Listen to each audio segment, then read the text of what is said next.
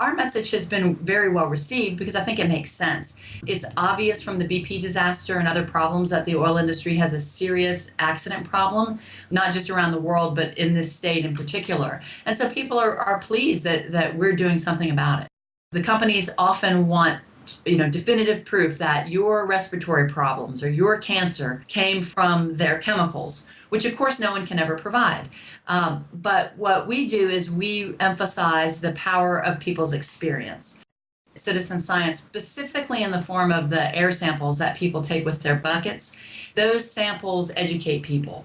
Even though at first I might be intimidated by words like hydrogen sulfide and benzene and carbonyl sulfide, when I take an air sample, I have a vested interest in understanding now what was in the air. So on that real level of the person, they really expand people's own capacity to understand what they're exposed to and then to negotiate with the nearby company. And really, observation is important because it's the first step in the scientific process.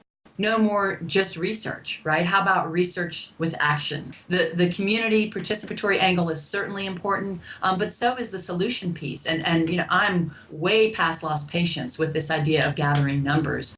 I think what often happens is that scientists and organizers like myself, we walk in with a particular agenda, or we have an expertise in a certain area. And so that's what we're prepared to work on with the community. And what I think we need to do is be much more flexible and not write that plan until we talk with people. I think that's probably the biggest issue that I see, is that the research is designed before anybody ever talked to the community.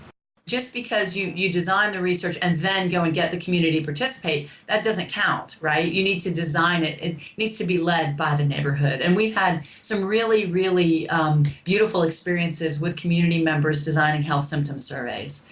When that process happens, it is the process that's most meaningful for people.